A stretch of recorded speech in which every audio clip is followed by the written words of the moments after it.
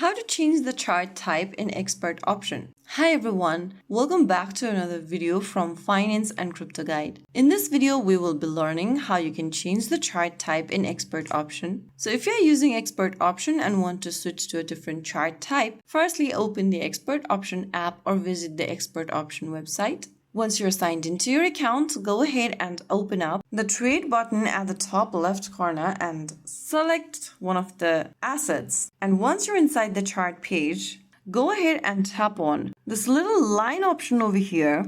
And from the graph type section, choose the chart type you want to change to. Select your preferred chart type such as area, line, candles, bars, etc. After you do that, click on confirm and you will be able to change your chart type in ExpertOption. So that's how it's done. You can switch between different chart styles at any time to match your trading strategy or personal preference. If you found the video helpful, don't forget to like, share and subscribe to our channel. I will be back again in the next video. Thank you for watching.